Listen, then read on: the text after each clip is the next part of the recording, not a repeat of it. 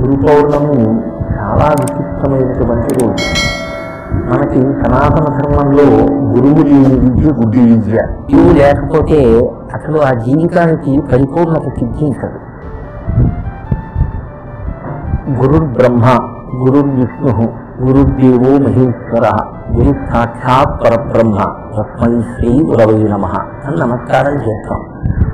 గురువే బ్రహ్మ, గురువే విష్ణువు, గురువే శివుడు.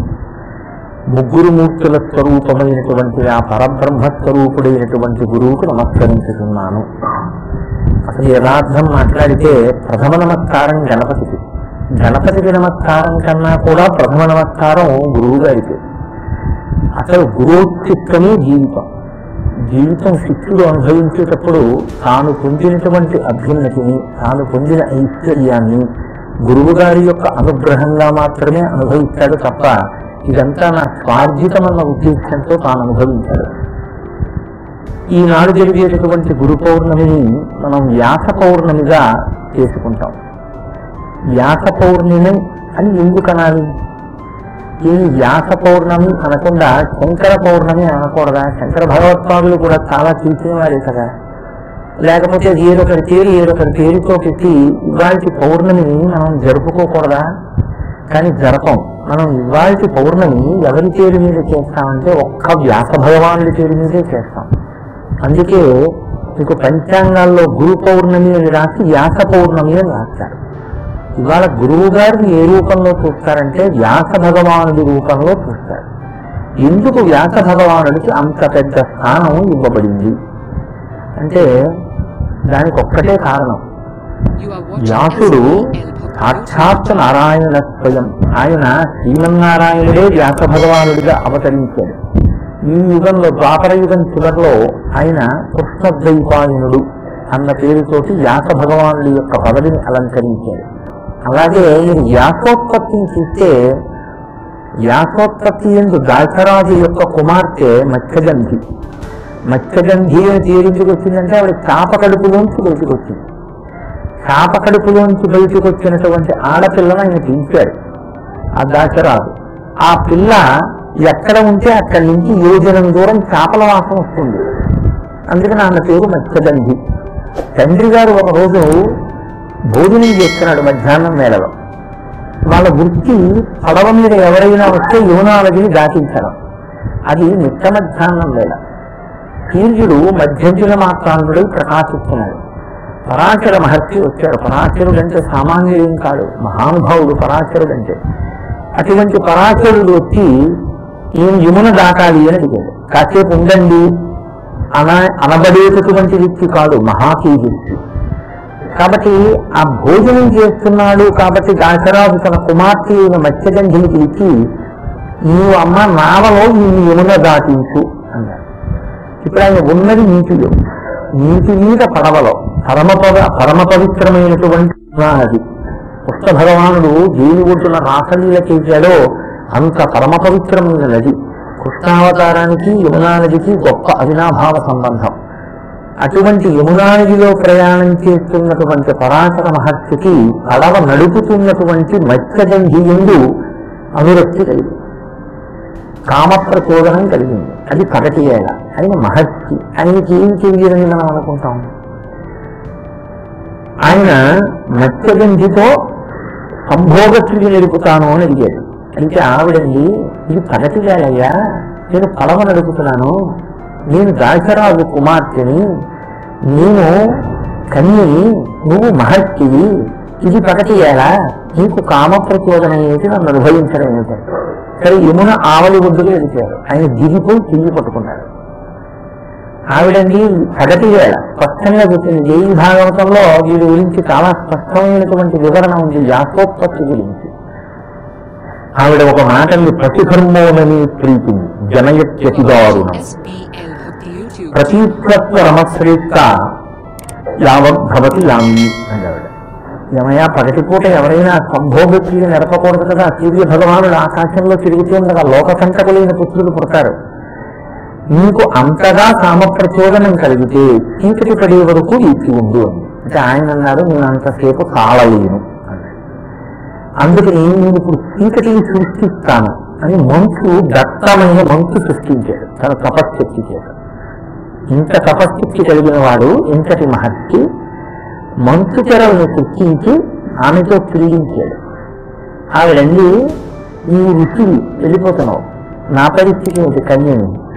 ఆయన అన్నాడు, నీ కన్యాత్వం చెడదు, నీకు సద్యగర్భంలో కొడుకు పుడతాడు, వాడు మహాతేజస్వి, వాడు లోకోద్ధారకుడు, నీ కడుపున పుట్టబోతున్నాడు. నీ కన్యాత్వం చెడదు, నువ్వు ఎవరికి చెప్పక్కర్లేదు, నీ నాన్నకు కూడా తెలియక్కర్లేదు.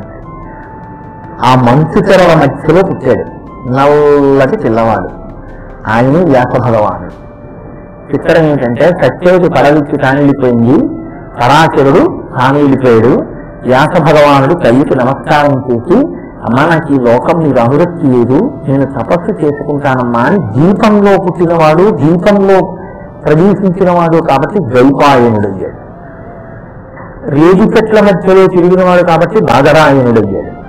కృష్ణద్వైపాయనుడు అన్న పేరుతో నల్లటి వాటిగా వ్యాస భగవానుని యొక్క ఆవిర్భావం. ఇది వ్యాసోత్పత్తి.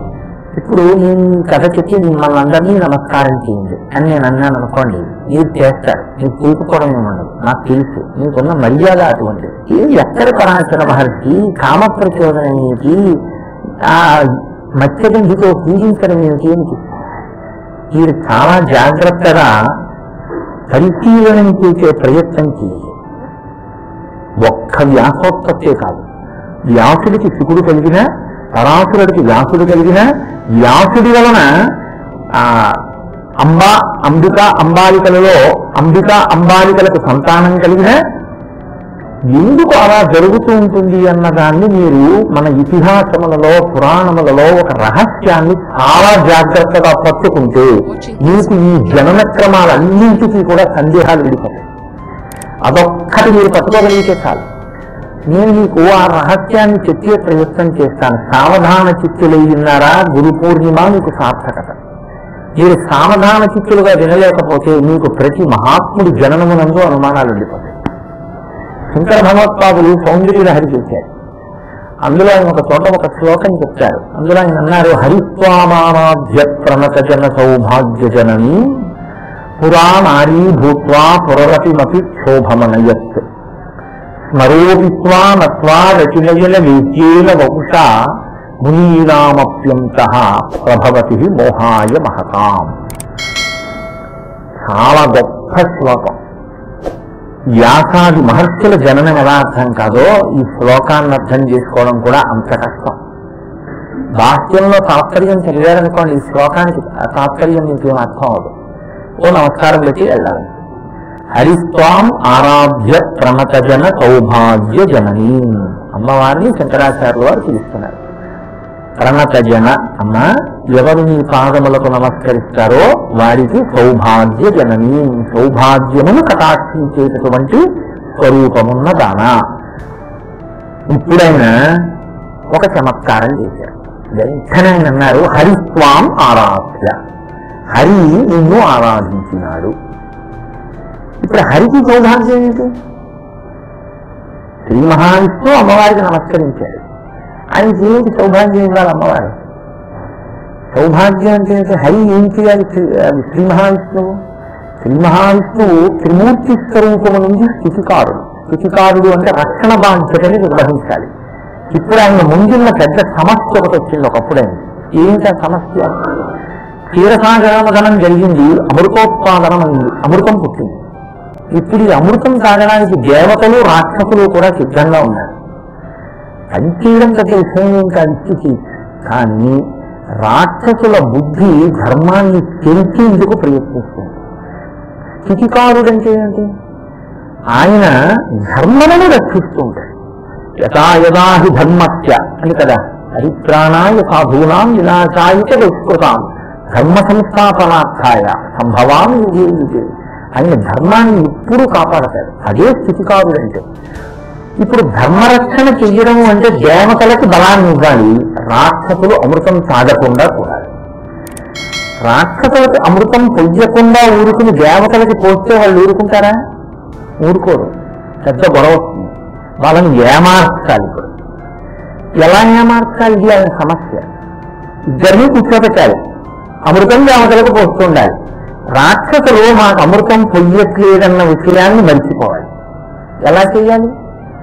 రాక్షస బుద్ధికుంటే బుద్ధి ఏమిటి?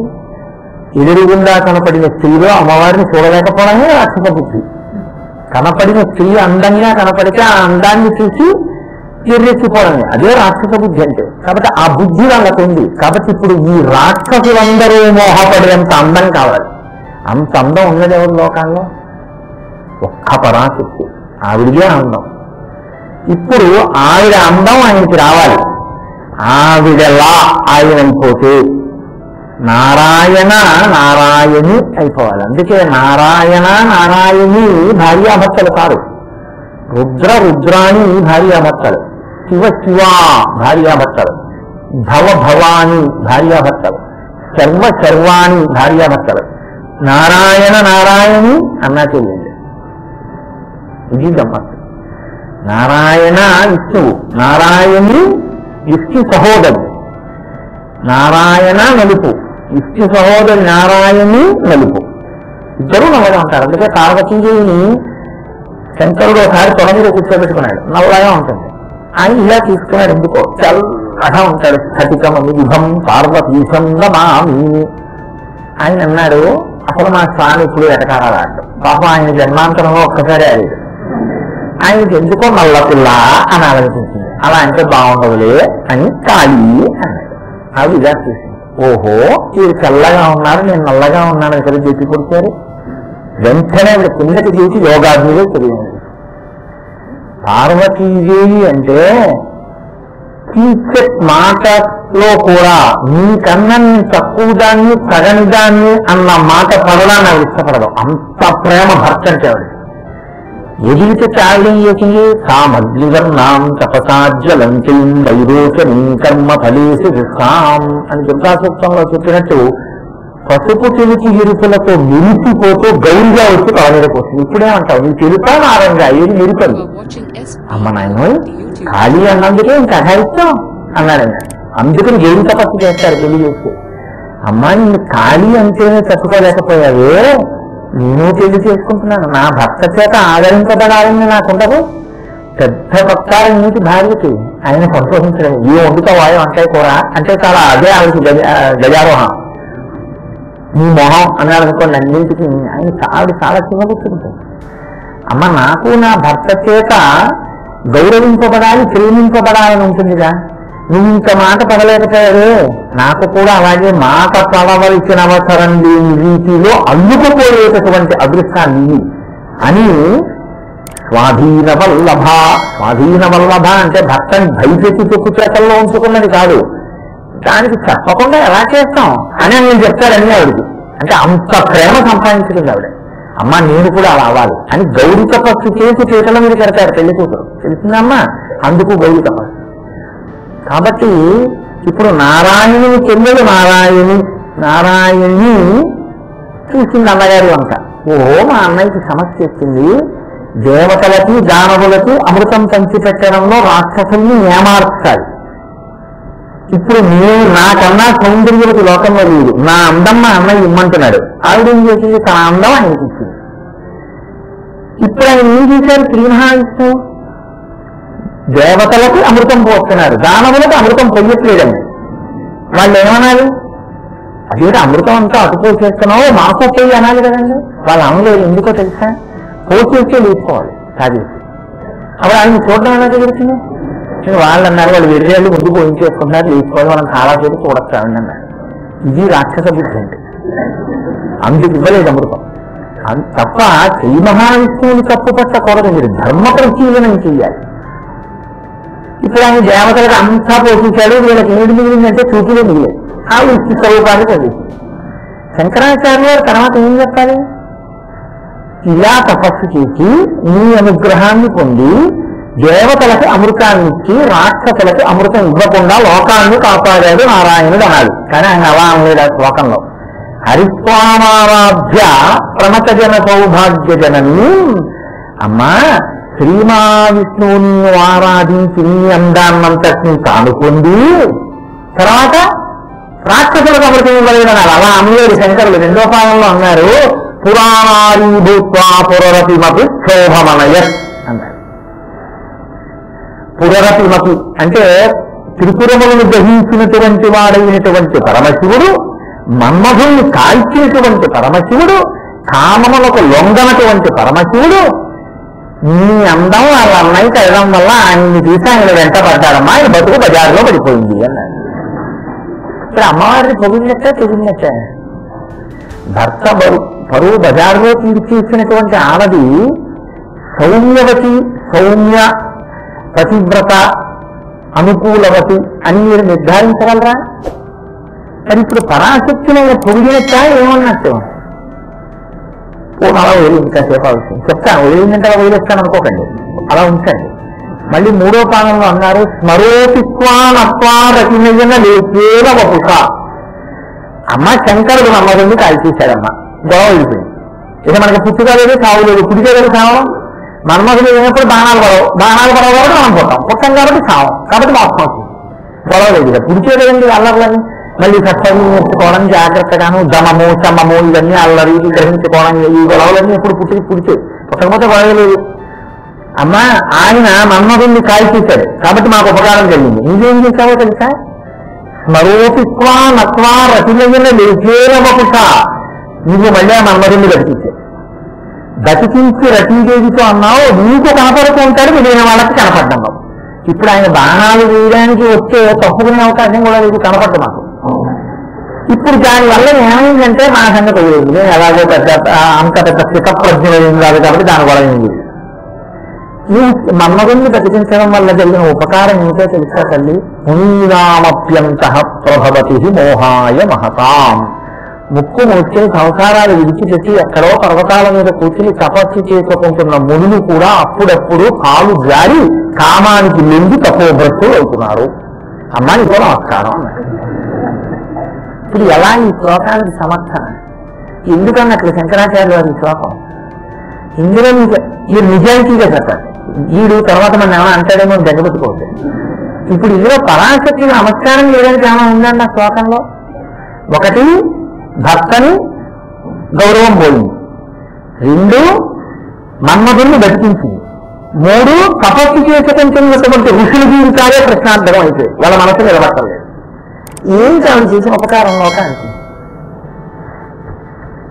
అంటే ఆవిడ ఉపకారం చేసింది. ఎక్కడ చేసిందో తెలుసా అండి? మీరు శ్లోకాన్ని తిప్పి మళ్ళీ చూడాలి జాగ్రత్తగా. హరిస్వామారాధ్య ప్రణత జన సౌభాగ్య జనని. నారాయణుడు నారాయణి అందాన్ని పొందాడు. పొంది సముద్రంలో పుట్టినటువంటి అమృతాన్ని పంచేశాడు. రాక్షసులు వెళ్ళిపోయారు, అమృతం దొరకలేదు, దేవతలు వెళ్ళిపోయారు. కానీ విజయగాథ ఊరూరా చెప్పుకుంటారు కదా. ఇది కైలాసానికి కూడా వెళ్ళింది. ఎంత ఆశ్చర్యం! రాక్షసులకు అమృతం ఇవ్వలేదు సార్. శ్రీ మహావిష్ణువు అందుకే ప్రణత జన సౌభాగ్య జననీ తాం పద్మీ శరణమహం ప్రపద్యే. శ్రీసూక్తం బీజాక్షరాన్ని దాచారు అందులో. ఆ బీజాక్షరోపాసన చేసి నారాయణుడు అమ్మవారి అనుగ్రహాన్ని పొందాడు. మా ఆవిడ పోలిక మా బావమరిదికి వచ్చింది. కానీ నారాయణుడు ఆవిడకి అన్నగారు అయితే ఆయనకి బావమరిది కాదండి. మా బావమరిది అచ్చు మా ఆవిడ తయారయ్యాట. మా ఆవిడ ఎంత అందమో అంత అందంగా మా బావమరిది కూడా అయ్యాక. అన్న చెల్లెళ్ళు ఒక్కలా ఉంటారు కదా పోలికలు. ఈ అందం చూసి రాక్షసులు అమృతం తాగడం మంచిగా అక్క. ఓసారి మా బావమరిదిని అభినందించొస్తానని వైకుంఠానికి వెళ్ళారు. వెళ్ళిన వారు ఈ కథ గురించేగా వస్తుంది ప్రస్తావన. ఏమయ్యా అచ్చు మా ఆవిడ తయారయ్యాక? అవును బావగారు, అచ్చు మా చెల్లెల్లా తయారయ్యారండి, పని అయిపోయింది. ఏది ఓసారి నాకు కనపడలాగా? వద్దులేని బావగారు ఏం ఫోన్ గొడవ ఎందుకు వచ్చింది? అలా కాదేవా నీ చెల్లి అనుకుంటూ పోదు, ఓసారి నాకు కనపడన్నాడు. ఇప్పుడు దాని ప్రయోజనం అయిపోయింది. కానీ శంకరుడు పదే అడిగితే ఆయన మళ్ళీ నారాయణీ రూపాన్ని పొందాడు. వాళ్ళ ఆవిడ స్వరూపం కదండి. అందుకని సూర్యుత తప్పేం లేదు. కానీ తన భావనగా వేషంలో ఉన్నాడని తెలిసానికి తెలిసిన ఆయనకి కామ ప్రచోదనం అనింది శంకరుడు అంతటి వాడికి. నారాయణి అనుకుని విష్ణువు వెంట పడ్డారు. కడితే విష్ణువు కొంత దూరం వెళ్ళి తన మగ రూపం చూపించారు, విష్ణువుగా నిలబడ్డారు. ఈయనకి రేతస్థలనం ఉంది.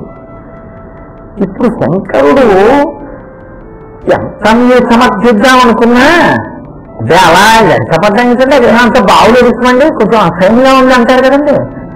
ఇక్కడి వరకే మీరు వింటే ఏమనిపిస్తుందంటే అమ్మవారు అలా ఎందుకు చేసింది అనిపిస్తుంది. అలా అందం ఇచ్చి శంకరుడు బయటపడిపోయేటట్టు ఇంటికి చూసింది. కానీ అక్కడ ఒక మహోత్కృష్ట ప్రయోజనం దాగి ఉంది.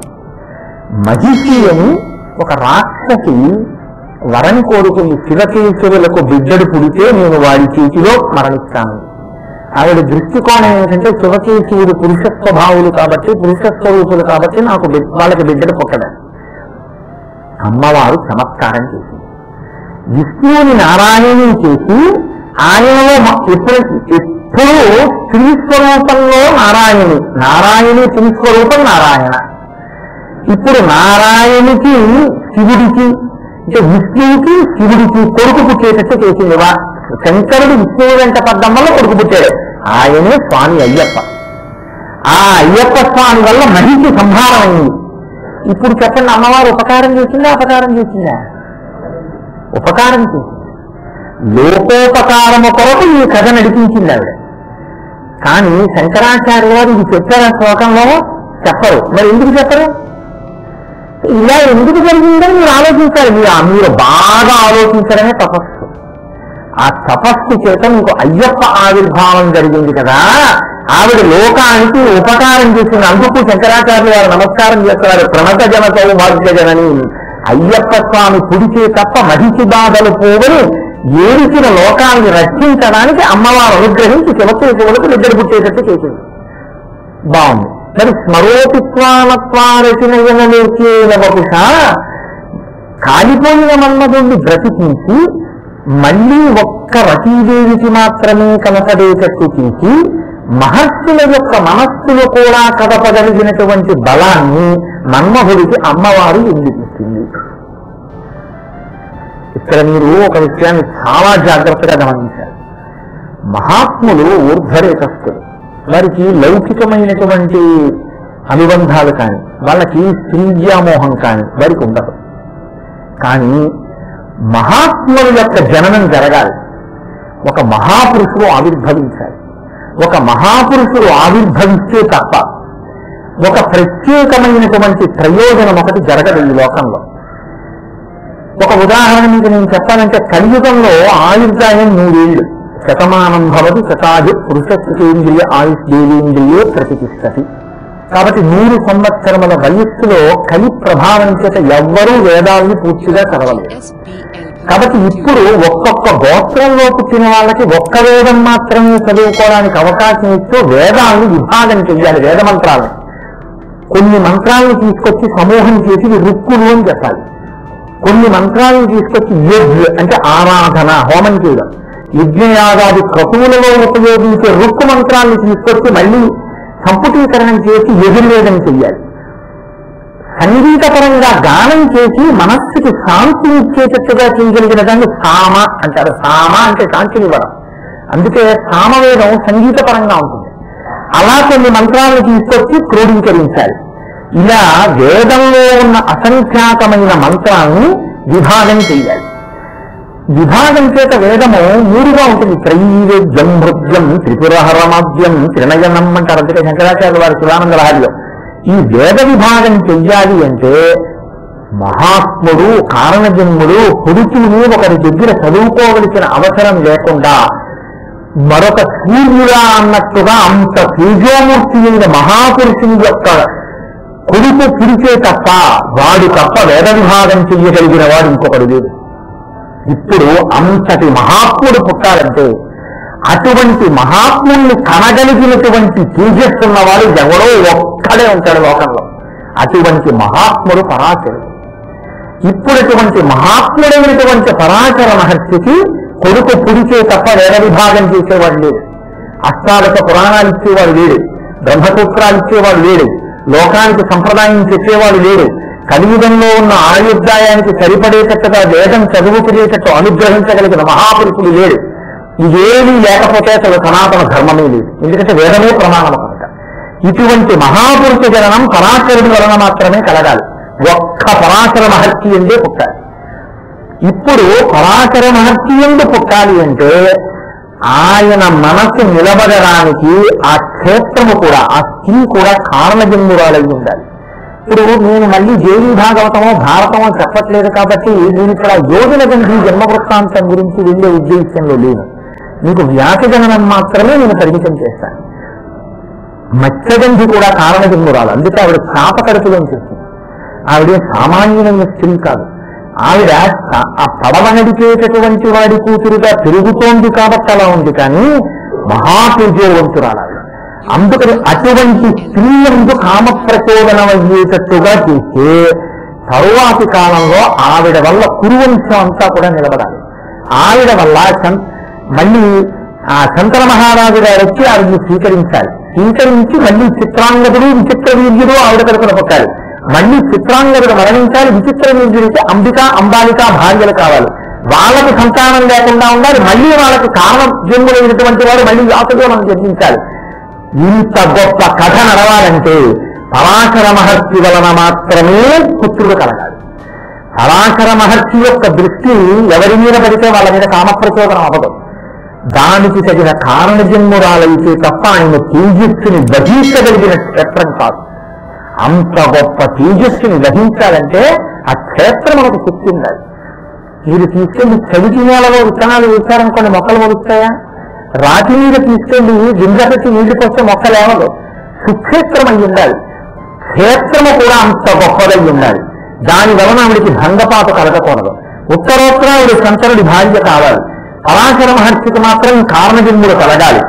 అందుకని ఆవిడ ఆ సమయంలో పరాశక్తి పరాశర మహర్షి ఎందు కామ ప్రచోదనాన్ని కల్పించి అసలు 9 నెలలు గర్భం వహించవలసిన అవసరం లేకుండా సద్యగర్భంలో పూర్ణ వైరాగ్యంతో పుడితేనే వేదాంగములు పురాణములు అన్నీ తెలిసిన వాడిగా పుట్టాడంటే పరాశర మహర్షి యొక్క వైభవం అటువంటిది.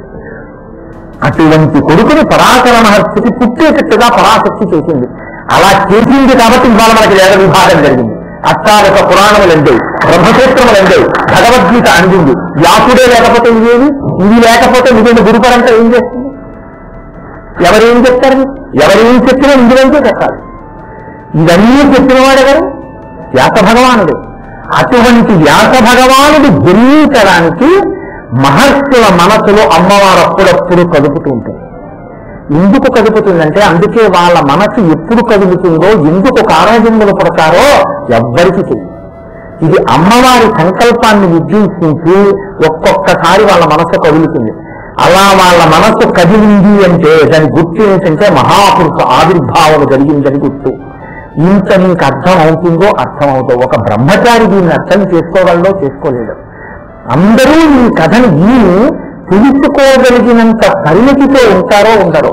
ఒక పిల్లవాడికి ఈ కథ చెప్పినా అందుకోగలిగిన స్థితి ఉంటుందో ఉండదో. అందుకని పెద్దలు ఏమన్నారంటే మహాత్ముల జననములను విచారణ చేయవద్దు. నువ్వు అర్థం చేసుకోగలిగిన శక్తిని పొంది ఉంటావు, పొందలేకపోతావు. రేపు నాతో మనవడు పుట్టాడనుకోండి, వాడు నేను ఎక్కడో ఏది భాగవతం ఏ భారతమో చెప్తుంటే వాడు విని తాతగారండి పరాశర మహర్షి అంటే మహాపురుషుడికి సత్యవతీదేవి అంటే ఎలా పుట్టారండి వ్యాస భగవాన్, నువ్వు విచారణ చేయడానికి అలర్హుడికి నమస్కరించాల్సే వ్యాసుడికి అని చెప్పాను. తప్ప నేను మీకు చెప్పింది అక్కడ చెప్పడానికి వీలు. ఎందుకంటే పిల్లవాడికి నేను ఏమని చెప్తాను కదా, నేను ఇప్పుడు సూక్ష్మంగా చెప్పినా మీరు గ్రహించగలిగారు. ఎందుకని ఆ గ్రహించగలిగిన స్థితిలో మీరు ఉన్నారు. అందుకని అన్ని చోట్ల చెప్పడం కుదరదు. కాబట్టి మహాపురుష జననమును విచారణ చెయ్యవద్దు. అది పరాశక్తి యొక్క కృప అంతే. ఇప్పుడు మీకు అర్థమైతే మీరు బాగా హర్షించగలిగారని నేను అనుకుంటున్నాను. ఎక్కడెక్కడ మహాపురుషుడు పుట్టినా అందుకుని అమ్మవారు కామప్రచోదనం చేస్తుంది. కామప్రచోదనం చేయిస్తే తప్ప ఆయన యొక్క తేజస్సు కదలదు. ఆయన తేజస్సు కదిలితే తప్ప వేరొక మహాపురుషుడు పుట్టడు. వేరొక మహాపురుషుడు పుడితే తప్ప మనుష్య జాతికి శాస్త్రం అందదు. అందించడానికి వ్యాసుడు పుట్టాలి. మిగిలిన వాళ్ళందరూ పుట్టడం ఒకెత్తు, వ్యాసుడు ఒక్కడు పుట్టడం ఒకెత్తు. వ్యాస భగవానుడే జన్మించి ఉండకపోతే వేదములకు విభాగము లేదు. అనంతో వైవేదాహ, వేదములు అనంతములు.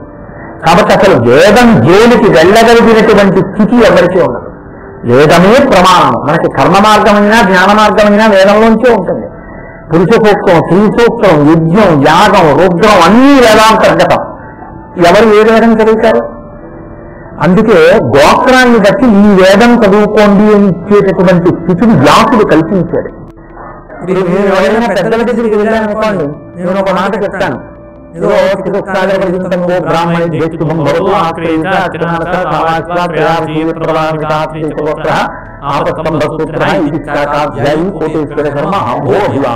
అంటారు.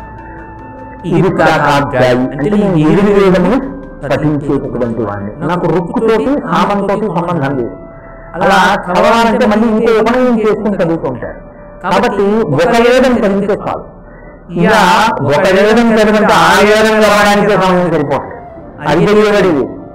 ఇంకా 4 వేదాలు చదువుకోవాలంటే అక్కడ ఎవరు చదువుతారు? వేద విభాగం అని ఇస్తారు. కాబట్టి ఇవాళ మీరు అమ్మవారికి కానీ అయ్యవారికి కానీ పూజ చేస్తే ఋగ్వేదమవధారయ అంటే ఋగ్వేదం చదివే వాళ్ళు కొంతమంది ఉన్నారు.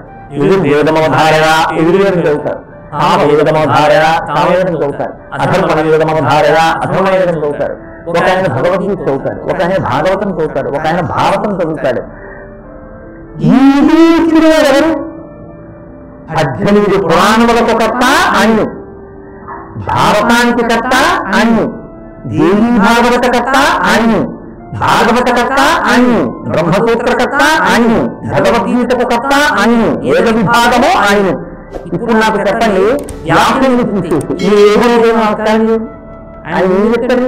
ఎక్కడి నుంచి చెప్తారు? ఏమన్నా చెప్పగలడు ఆయన? ఆయన చెప్పడానికి ఏం చెప్తాడు? ఇంకా వ్యాసుడు ఉన్నాడు కాబట్టి గురువులు ఉన్నారు. వ్యాసుని చింతే ఇక మిగిలిన గురువు లేదు. ఈ మాట యథార్థంగా చెప్తాను. ఎవరిని చిన్న పుస్తక వ్యాసుడు లేనినాడు గురు పరంపర లేదు. వ్యాసుడు ఉన్నాడు కాబట్టి ఉంది.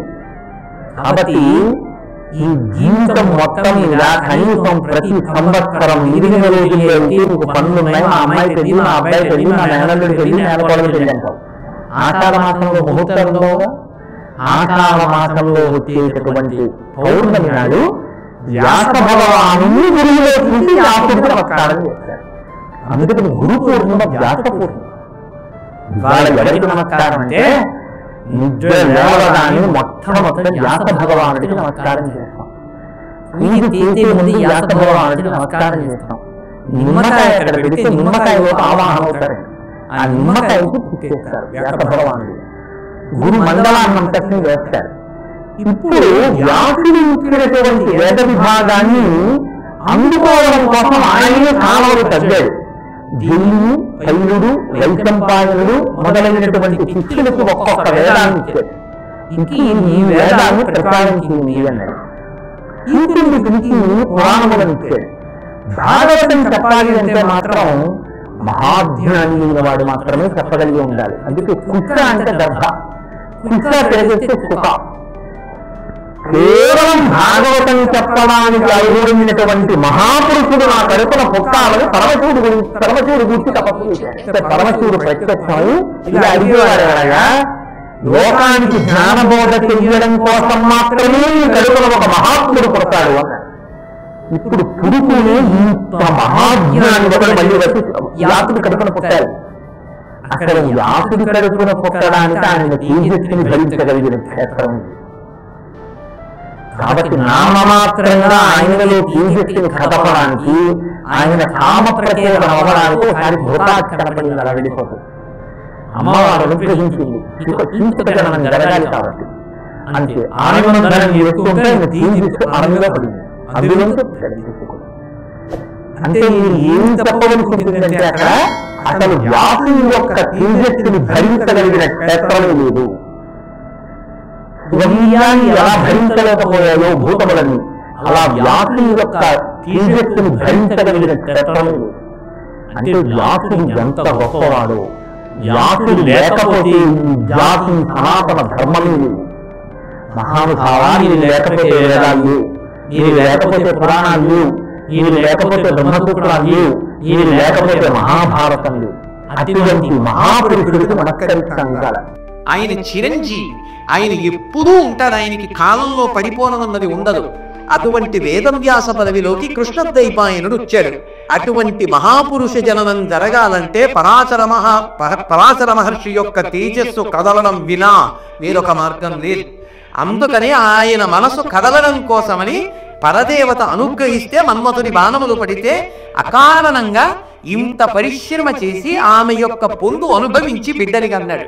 అంటే దాని అర్థం ఏమిటి అంటే, ఇన్ని వరములనిచ్చి ఆమెని పొందాడు అంటే వ్యాసజననము కొరకు భగవంతుని యొక్క వ్యూహం అది తప్ప కేవలముగా కామోద్ధతి కాదు. పరాశర మహర్షి లోకమునకి ఇటువంటి మహానుభావుడు రావాలి. ఈ వేదవ్యాసుడు ఎంత గొప్పవాడు అంటే, ఋషులకు తర్పణం చేస్తాం.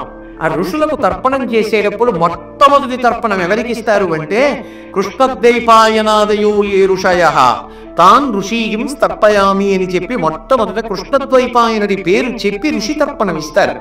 అంత గొప్పవాడు. అచతుర్వదనో బ్రహ్మ దిబాహురపరోహరి, ఆయన అపాలలోచన శంభు భగవాన్ బాదరాయణ. ఆయన 3 మూర్తుల యొక్క స్వరూపం. అందుకే వ్యాస పౌర్ణమిని గురు పౌర్ణమి అని పిలుస్తారు. గురుర్ బ్రహ్మ, గురుర్ విష్ణు, గురుర్దేవో మహేశ్వర, గురు సాక్షాత్ పరబ్రహ్మ తస్మై శ్రీ గురవే నమః. లోకంలో వ్యాస భగవానుడు 3 మూర్తుల యొక్క స్వరూపం. సృష్టికర్త అయిన బ్రహ్మగారికి 4 తలలుంటాయి. 4 తలలు లేకుండా ఒక తలతో ఉన్న సృష్టికర్త వ్యాసుడు. అలాగే విష్ణువుకి 4 చేతులుంటాయి. 2 చేతులే ఉన్న విష్ణువు వ్యాసుడు. 3 కన్నులు శివుడికి ఉంటాయి. 2 కన్నులే ఉన్న హరుడు వేదవ్యాసుడు. 3 మూర్తుల యొక్క స్వరూపమైనటువంటి వాడు వేదవ్యాసుడు. ఆయనని వ్యాస అని పిలుస్తుంటారు. వేదవ్యాస, వేద విభాగం చేస్తారు కాబట్టి వేదవ్యాస. వ్యాస అని ఎందుకు పిలుస్తారో తెలుసా? ఒక పదవికి ఒక పేరు ఉన్నది అంటే ఆ పేరు వెనక ఏదో ఒక మర్మం ఉంటుంది. ఆ పదవికి ఆ పేరుతో పిలుస్తారు అంటే దానికి ప్రధానమంత్రి అని నేను అన్నాను అనుకోండి, మంత్రులందరి యందు ఆయన ప్రధానుడు అని కదా దాని అర్థం. అలా మిగిలిన వాళ్ళందరూ ఆయనకి సలహా ఇస్తూ ఉంటారు. దేశ పరిపాలన నడుస్తూ ఉంటుంది. అత్యంత కీలకమైన వ్యక్తి అని అందులోనే అంతరార్థం. అలాగే వ్యాస అంటే అది ఒక పదవి. ఆయన ఏం చేస్తూ ఉంటాడు లోకానికి వ్యాస శబ్దము చేత అంటే, వకార యకార సకారములు అందులో ఉంటాయి వ్యాసలో. అందులో వకారము చేత అమృతత్వము ప్రతిపాదింపబడితే, యకారము చేత వాయుతత్వము ప్రతిపాదింపబడితే, సకారము చేత సర్వతత్వ సారము ప్రతిపాదింపబడుతుంది. ఇప్పుడు ఆయన ఏం చేస్తాడు అంటే, అమృతతుల్యమైనటువంటి వాక్కులను, అంటే ఏ మాటలు విన్న కారణం చేత జీవితాలన్నీ కూడా ధర్మపథంలో నడుస్తాయో, ఇక మళ్ళీ పుట్టవలసినటువంటి అవసరం ఉండదో, అటువంటి భక్తి జ్ఞాన వైరాగ్యములను, ధర్మ మార్గాన్ని అందించడానికి కావలసిన అమృతతుల్యమైన వాక్కులను, సర్వతత్వాత్మకమైనటువంటి వాక్కులను వేద విభాగం చేసి 18 పురాణాల రూపంలో, పంచమ వేదమైన భారతం రూపంలో ఈ యుగంలో మనకు అందించాడు. పూర్వం కూడా అలాగే చేస్తూ ఉంటారు. అలా చేయగలిగినటువంటి మహాజ్ఞాన కని అయిన వాడెవరున్నాడో వాణ్ణి వకార యకార సకారముల చేత వ్యాస అన్న పదవిలో నిర్ణయం చేస్తారు. అందుకే వేదవ్యాసుడు అన్నమాట ఒక పదవి. ఆయన పరమ పవిత్రమైనటువంటి వ్యక్తి, మహానుభావుడు, సాక్షాత్ బ్రహ్మగారి యొక్క అంశకి సంబంధించిన వాడు, నారాయణమూర్తి యొక్క సంకల్పము చేత ఆవిర్భవించినటువంటి వాడు, అంతటి పరమోత్కృష్టమైనటువంటి వ్యక్తిత్వం ఉన్నవాడు. అటువంటి వాడు వేదాన్ని 4గా విభాగం చేసి ఋగ్వేదాన్ని అంతటినీ కూడా శిష్య పరంపరకి ఇవ్వడానికి మొదట పైలుడికి ఇచ్చాడు. యజుర్వేదాన్ని తీసుకెళ్లి వైశంపాయనుడికి ఇచ్చాడు. సామవేదాన్ని తీసుకెళ్లి జైమినికి ఇచ్చాడు. అధర్ముల వేదాన్ని తీసుకెళ్లి సుమంతుకి ఇచ్చాడు. మీరు శిష్య పరంపరని పెంచి ఈ 4 వేదములు కూడా లోకంలో కొనసాగి వర్ధిల్లేటట్టుగా మీరందరూ ప్రయత్నించండి అని గురు శిష్య పరంపరగా చెవితో స్వరం విని వేదం అలా అనుశ్రుతంగా ఉండేటట్టుగా నిర్ణయం చేసి సువ్యవస్థితం చేసిన వాడు వేదవ్యాస భగవానుడు. అలాగే 18 పురాణములను రచన చేశాడు. ఈ 18 పురాణములను ప్రవచనం చేయడానికి రోమహర్షణుడు అనబడేటటువంటి వ్యక్తికి అధికారం ఇచ్చి ఉపదేశం చేశాడు. ఇంతటి జ్ఞాన ఖని, సరస్వతి స్వరూపం, లోకములకన్నిటికీ కూడా వాంగ్మయ భిక్ష పెట్టినటువంటి వాడు ఎవరు అంటే వ్యాసుడు. అందుకుని వ్యాసోచ్చిష్టం జగత్ సర్వం అంటారు. కలియుగంలో మనకి ఏది కావాలో దాన్నంతటినీ కూడా వాంగ్మయ రూపంలో అందించిన మహాపురుషుడు వేదవ్యాసుడే. అందుకే వేదవ్యాసుడు చెప్పినది చెప్పారు అని చెప్పుకోవడం ఒక గొప్ప అదృష్టంగా భావన చేస్తారు. మీరు అందుకే చూడండి, ఏ సిద్ధాంతకర్తలైనా సరే వ్యాస దర్శనం పొందారు అంటే అదొక మర్యాదగా భావన చేస్తారు. ద్వైతమత ప్రవర్తకాచార్యులైనటువంటి మధ్వాచార్యుల వారు వ్యాస దర్శనం పొందారు. విశిష్టాద్వైత ప్రవర్తకాచార్యులైనటువంటి భగవద్ రామానుజులు వ్యాస దర్శనం పొందారు. అద్వైత సిద్ధాంత ప్రతిపాదన చేసినటువంటి శంకర భగవత్పాదులు వ్యాసుని యొక్క దర్శనం చేయడం కాదు, వ్యాసుడితో వాదన చేశారు. వ్యాసుడిగా వస్తే పరమ గౌరవంతో మాట్లాడకుండా చేతులు కట్టుకు శంకరాచార్యుల వారు నిలబడిపోతారని, ఉద్ధ బ్రాహ్మణ రూపంలో వ్యాసుడు వస్తే ఇద్దరూ కలిపి బ్రహ్మసూత్ర భాష్యం మీద వాదన చేస్తే 16 సంవత్సరములు మాత్రమే ఈ లోకంలో ఉండడానికి నిశ్చయించుకుని వచ్చినటువంటి శంకర భగవత్పాదుల యొక్క ప్రజ్ఞా విశేషాలు చూసి సంతోషించినటువంటి వ్యాసుల వారు, నువ్వు తప్ప ఈ బ్రహ్మసూత్ర భాష్యాన్ని ఎవరు లోకంలో ప్రచారం చేస్తారు, అందుకని 16 ఏళ్ళు కాదు ఇంకొక 16 సంవత్సరములు నువ్వు ఉండాలి అంటే 32 సంవత్సరములు భూమి మీద ఉన్నారు. వ్యాసుడు చిరంజీవి. ఇప్పటికీ వ్యాసుడు మహానుభావులైన వారికి దర్శనమిస్తూ ఉంటాడు. వ్యాసుడు అంటే ఎంత ప్రీతి చూపిస్తారంటే, వ్యాసుడి తండ్రి పరాశర మహర్షి మీద ఎంత ప్రీతి చూపిస్తారంటే, రామానుజాచార్యుల వారు తన శిష్యుడైన కూరత్తాళ్వార్ కుమారుడికి పరాశర భట్టర్ అని పేరు పెట్టారు. వ్యాసునితో సంబంధము లేకుండా వ్యాసుడు ప్రతిపాదించినటువంటి బ్రహ్మసూత్రములకు భాష్యం చేయకుండా ఉండరు. ద్వైతమతానికి సంబంధించినటువంటి మధ్వాచార్యుల వారు బ్రహ్మసూత్రాలకు భాష్యం చేశారు. విశిష్టాద్వైతానికి చెందిన భగవద్ రామానుజులు వ్యాఖ్యానం చేశారు. శంకర భగవత్పాదులు వ్యాఖ్యానం చేశారు. శంకరుల యొక్క అద్వైత గురు పరంపరలోకి వ్యాసుడు ప్రత్యక్షంగా వస్తాడు. ఇంతటి మహానుభావుడు ఆ వ్యాస మహర్షి. అందుకే ఆ వ్యాస భగవానుని యొక్క అవతారము వచ్చింది అనేటటువంటి మాటకే ప్రకృతి పులకిస్తుందంటారు. అది కోట్ల మంది మనుష్య జాతికి అంతటికీ కూడా నడవవలసినటువంటి ధర్మ పథాన్ని నిర్ణయం చేసి చూపించాడు. అటువంటి వ్యాసుడు కలియుగానికి ముందర రాకపోతే అల్పాయుర్దాయం కలిగినటువంటి ప్రజలు కలియుగంలో అందుకోవలసిన దాన్ని అందుకోలేరని భగవంతుడు వ్యాస పదవిలోకి పంపిస్తూ ఉంటారు. ఈ యుగంలో కృష్ణద్వైపాయనుడు వ్యాసుడిగా వచ్చాడు. అంత గొప్ప అవతారం వేదవ్యాసావతారం. అటువంటి కృష్ణద్వైపాయనుడు జన్మించి వేదాల్ని విభాగం చేసి పంచమ వేదమైనటువంటి భారతాన్ని అందించాడు. అసలు భారతాన్ని ప్రవచనం చెయ్యమనగానే ఆదిపర్వం చెప్తున్నప్పుడు ఆదిపర్వంలో అంతర్భాగంగా వేదవ్యాసుని యొక్క అవతార స్వీకార ఘట్టాన్ని వైశంపాయనుడు జనమేజయుడికి సభలో ఉన్న మిగిలిన వాళ్ళకి భారతాంతర్గతంగా అందించాడు. వ్యాసుల యొక్క అవతార విశేషాన్ని చెప్పవలసి ఉంటుంది కాబట్టి భారతంలో అసలు వ్యాసుని యొక్క అవతార విశేషాన్ని ప్రస్తావించడం జరిగింది. అటువంటి వ్యాసుడు ఎంత గొప్పవాడు అంటే అనేక సందర్భాలలో భారతంలో కనపడుతూ ఉంటాడు. ఆయన కూడా అందులో అంతర్భాగం. ఎక్కడైనా వ్యాసుడు కనపడ్డాడు అంటే అందులో మీరు పరిశీలించవలసినటువంటి పరమ రహస్యం ఏదో ఉంటుంది. ఏదీ లేకుండా వ్యాసుడు రాడు. వ్యాసుడు కనపడ్డాడు భారతంలో అంటే మీరు చాలా జాగ్రత్తగా దాన్ని ఎంతో అత్యవసాయంతో కూడుకున్నటువంటి బుద్ధితో పరిశీలనం చెయ్యాలి. మళ్ళీ వ్యాసుడు ఎప్పుడు కనపడ్డాడు అంటే కురువంశం ఆగిపోయేటటువంటి ఉపద్రవం ఏర్పడినప్పుడు కనపడ్డాడు. వ్యాసుడు లోకానికి అంతటికీ కూడా మర్యాద నేర్పినవాడు. అందుకే ఆయన అవతార స్వీకారం చెయ్యగానే తల్లి అయినటువంటి ఆ యోజన గంధి సత్యవతీదేవి ఆవిడికి పాదాలకి నమస్కారం చేసి ఒక మాట చెప్పాడు.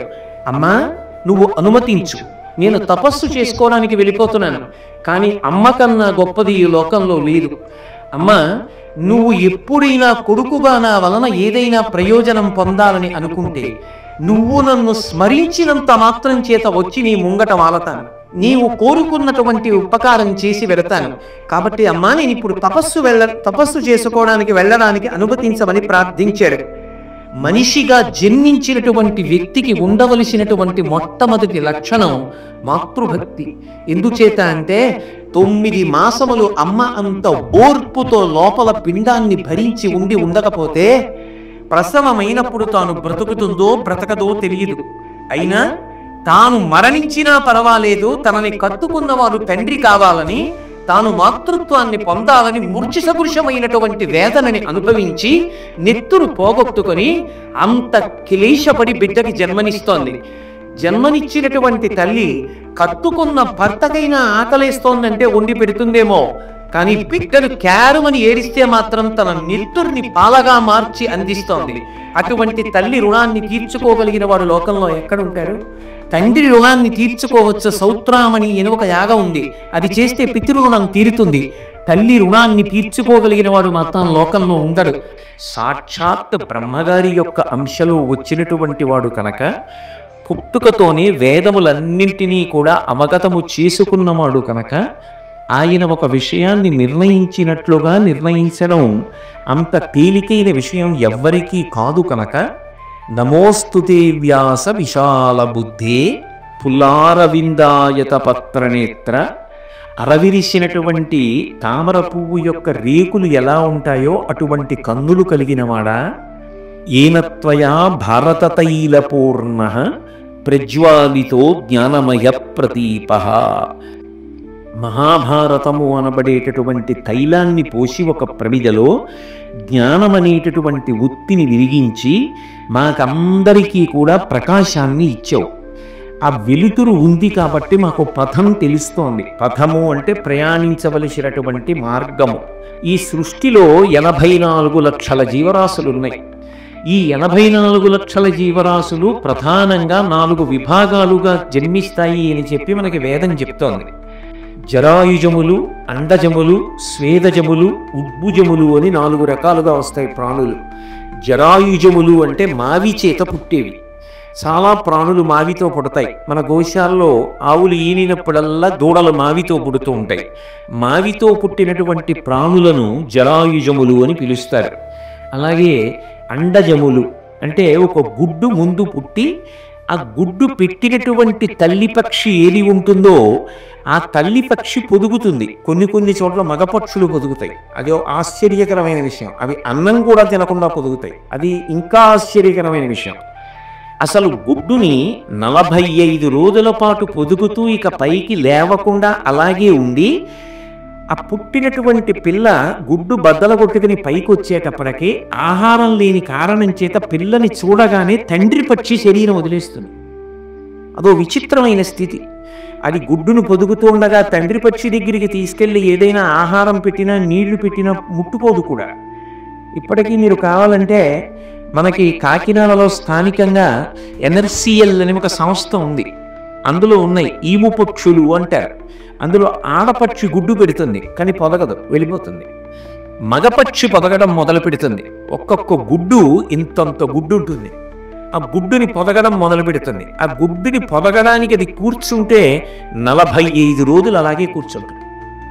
అలా కూర్చున్నప్పుడు అది నీళ్లు తిందు, ఆహారం పుచ్చుకోదు. కానీ అక్కడ వైద్యులు దానికి ఒక ప్రత్యేకమైన వ్యవస్థ చేసి కొన్ని ప్రత్యేకమైనటువంటి పోషక విలువలు కలిగినటువంటి ఆహారాన్ని శరీరంలోకి ఎక్కించి మగపక్షి మరణించకుండా కాపాడుతుంటారు.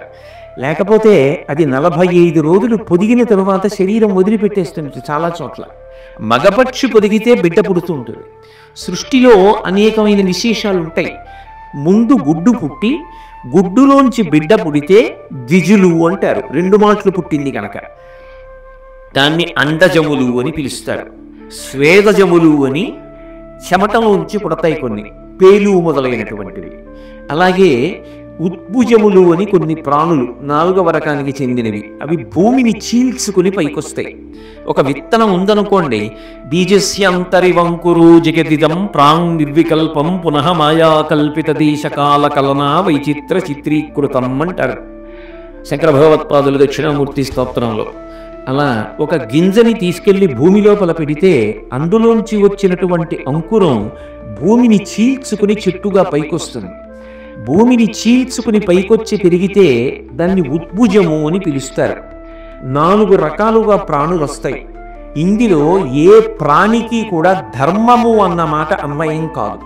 మీరు చాలా జాగ్రత్తగా గమనించవలసినటువంటి విషయం. బహు గంభీరమైన విషయాన్ని నేను ప్రతిపాదన చేస్తున్నా. మిగిలిన వాటన్నింటికీ కలిపి ఒకటే ధర్మం, పశుధర్మం అంటారు. పశుధర్మం అన్న మాటకు అర్థం ఏంటంటే షడూరుములని ఉంటాయి. 6 రకములైనటువంటి శరీరమునకు మనసుకు సంబంధించినటువంటి అవసరములను ఊరుములని పిలుస్తారు. ఆకలి శరీర సంబంధం. ఆకలి వేసిందనుకోండి, ఏదో ఒకటి తినాలి. అప్పుడు దానికి ధర్మంతో సంబంధం ఏం లేదు. ఒక పెద్ద పులి ఉందనుకోండి, దానికి ఆకలేసింది. ఆకలేస్తే నిండు చూలాలై ఇక ప్రసవించడానికి సిద్ధంగా ఉన్నటువంటి జింకాని కూడా చూడకుండా వెంట తరిమి చంపేస్తుంది. భాగవతంలో అటువంటి సందర్భం ఒకటి ఉంది కదా. చంపేస్తే అటువంటి సమయంలో కింద పడిపోయినటువంటి జింక పిల్లని కూడా కొట్టి చంపి తినేస్తుంది. అప్పుడు పులికి పాపం వచ్చిందా అంటే ఉండదు. ఎందుకంటే అది దాని ధర్మం అంతే, ఆకలేస్తే తినేస్తుంది, దానికి యుక్తాయుక్త విచక్షణ ఏం ఉండదు. కాబట్టి ఒకటి ఆకలి, రెండు దప్పిక. దాహం వేసిందనుకోండి, ఇది అభిషేకానికి పట్టుకెడుతున్న నీళ్ళ లేకపోతే ఇది పవిత్రమైన సరోవరమా, ఇటువంటి వాటితో సంబంధమే ఉండదు. అది అక్కడ నీళ్లు తాగేస్తుంది అంతే, ఇంగిలి చేసేస్తుంది.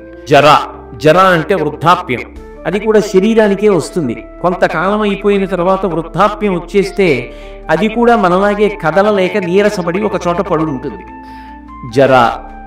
అలాగే ఇంకొక ఊర్మి శోకము, అది మనోసంబంధం, బాధపడుతూ ఉంటుంది. దానికి ఏదో బాధ ఉంటుంది, బాధ లేకపోవడం అనేటటువంటిది ఉండదు. ఏదో మీరు అనేక చోట్ల చూసి ఉంటారు, కుక్కలు వాటి పిల్లల మించి ఏదైనా వాహనం వెళ్ళిపోతే దాని కన్నుల ముందు ఆ పిల్ల వెళ్ళిపోవడాన్ని చూసి తట్టుకోలేక అది మనసులో గుర్తుండిపోయి ద్విచక్ర వాహనాలు వెడుతున్నప్పుడు ఆ క్రోధం మనసులో ఉండిపోయి వెంట పడుతూ ఉంటాయి. శోకము, లోపల శోకం ఉండిపోతుంది. మోహము అంటే అజ్ఞానం, అది దాటడం వాటికి సాధ్యం కాదు. ఎందుకని అంటే అవి శాస్త్రాన్ని చదువుకోవడం ఎలా కుదురుతుంది, గురువు గారిని సేవించడం ఎలా కుదురుతుంది, భగవంతుణ్ణి ఎలా సేవిస్తాయి, అందుకని వాటికి అది సాధ్యం కాదు. అందుకే పరమేశ్వరుడే గురుస్వరూపంతో వస్తూ ఉంటాడు. అలా గురుస్వరూపంతో వచ్చినటువంటి మహాపురుషులలో మొట్టమొదట గణించవలసిన వారెవరు అంటే వేదవ్యాస భగవానుడు. వ్యాస భగవానుడుగా వచ్చింది ఎవరు అంటే సాక్షాత్తు శ్రీమన్నారాయణుడే వచ్చాడు. అందుకే వ్యాసాయ విష్ణు రూపాయ వ్యాస రూపాయ విష్ణవే. ఆ వ్యాసుడే విష్ణు రూపంలో ఉంటాడు, విష్ణు వ్యాస రూపంలో ఉంటాడు. అంటే వ్యాసుడికి విష్ణువుకి అభేదం, ఇద్దరూ ఒక్కరే అయి ఉంటారు. అట్లా అందుకే వ్యాసో నారాయణ స్వయం, శ్రీమన్నారాయణుడు వ్యాస భగవానుడిగా వచ్చాడు. ఎందుకు రావాలి? వ్యాస అన్నది ఒక పదవి, వ్యాసుడిగా భగవంతుడు అవతరిస్తూ ఉంటాడు. అందుకే వ్యాసాంశ అవతారం. వ్యాసుడు పరమేశ్వరుని యొక్క అవతారములలో ఒక అవతారము అంటే క్రిందికి వచ్చుదా, కళావతారము అంటారు దాన్ని. కళావతారము అన్న మాటకు అర్థం ఏంటంటే లోకంలో ధర్మాన్ని ఎలా పట్టుకోవాలో, ఎలా ఆచరించాలో, భగవంతుణ్ణి చేరుకునేటటువంటి మార్గములు ఏమిటో, అందులో ఎలా ప్రయాణం చెయ్యాలో లోకానికి బోధ చేసి లోకంలో ఉన్న జనుల్ని పరమేశ్వరుడి దగ్గరికి చేర్చడానికి భగవంతుడే ఆ ఒక గురువు రూపంలో భూమి మీదకి దిగొస్తే కళావతారం అంటారు. వ్యాసుడు, కపిలుడు మొదలైనటువంటి వాళ్ళు, శంకర భగవత్పాదులు, ఇటువంటి వాళ్ళందరూ కళావతారాల్లోకి వస్తారు. అటువంటి కళావతారంలో వ్యాసాయ విష్ణు రూపాయ వ్యాసరూపాయ విష్ణవి నమో వై బ్రహ్మనిధయే వాసిష్ఠాయ నమో నమః. వ్యాసుడు వేదములను విభాగము చేసి ఉండకపోతే ఇవాళ ఉన్నటువంటి ఆయు ప్రమాణానికి అసలు వేదం చదువుకున్నవాడు, వేదంలో ఉన్నటువంటి రీతిలో యజ్ఞయాగాది క్రతువులు జరిగేటట్టుగా చూడగలిగిన వాడు ఈ లోకంలో మిగిలి ఉండేవాడు కానే కాడు.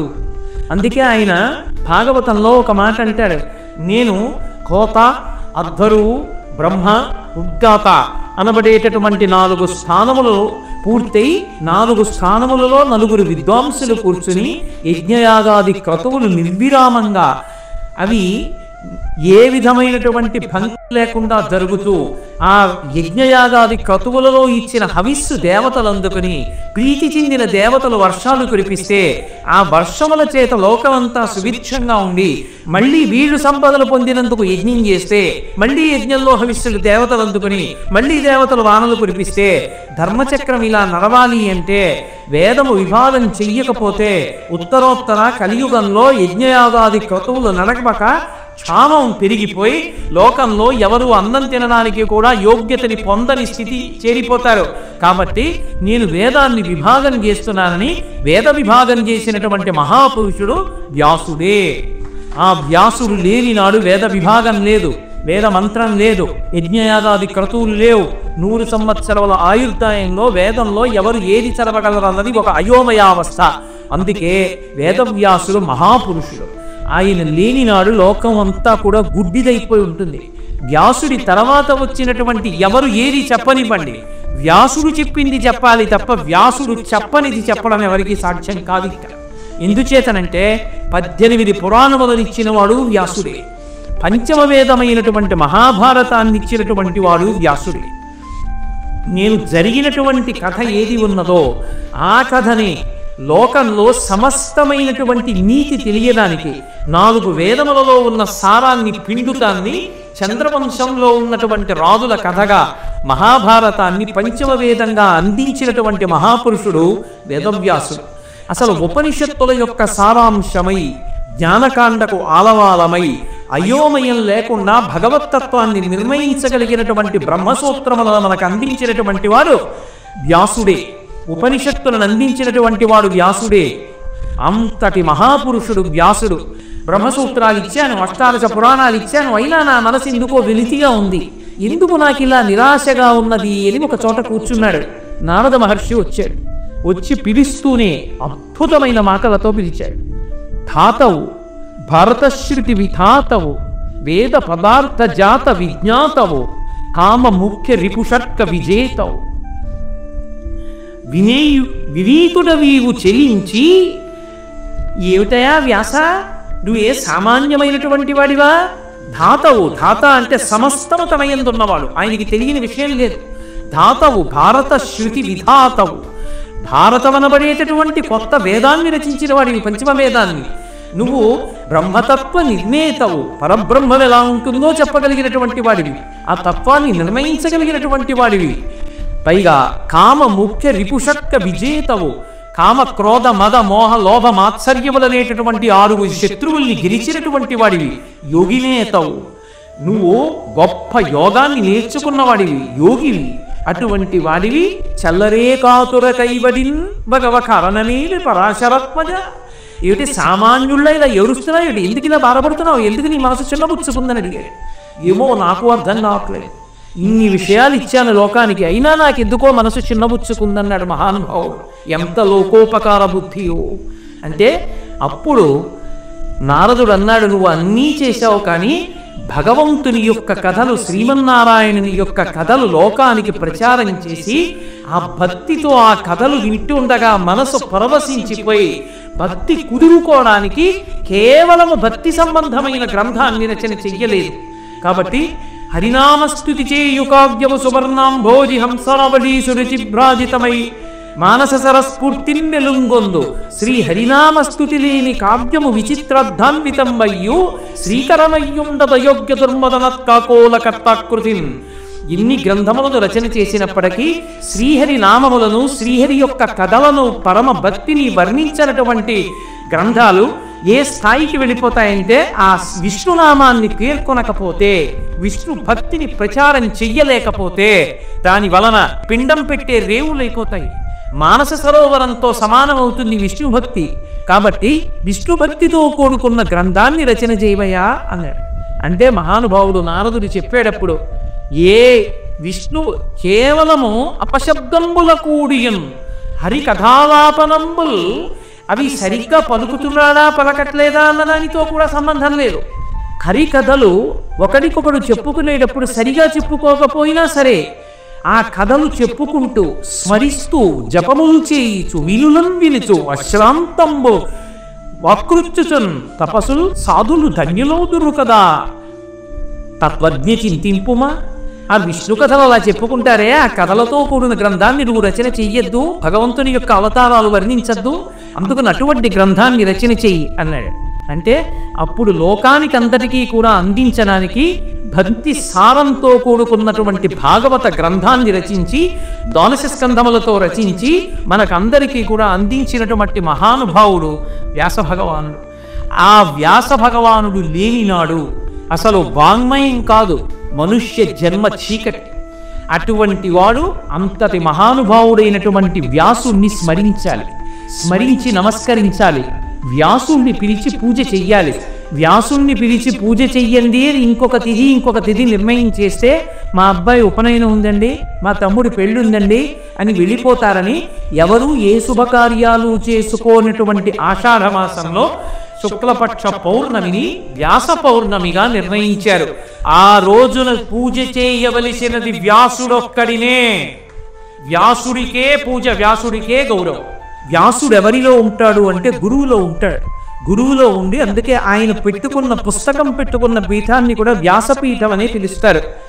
గురువుని వ్యాసుడు ఆవహించి తాను చెప్పిన విషయాన్ని గురువుల చేత చెప్పించి లోకానికి ఉన్న అంధకారాన్ని తొలగిస్తాడు. మంగళాశాసనపరై మదాచార్య పురోగమై సర్వైశ్చ పూర్వైరాచార్యై సత్కృతాయాస్తు మంగళం. మంగళం కౌసలేంద్రాయ మహనీయ గుణాత్మనే చక్రవర్తి తనూజాయ సర్వభౌమాయ మంగళం. ఉమాకాంతాయ కాంతాయ కామితార్థప్రదాయినే శ్రీగిరీశాయ దేవాయ మలినాథాయ మంగళం. సర్వం శ్రీ ఉమామహేశ్వర పరబ్రహ్మార్పణమస్తు. స్వస్తి.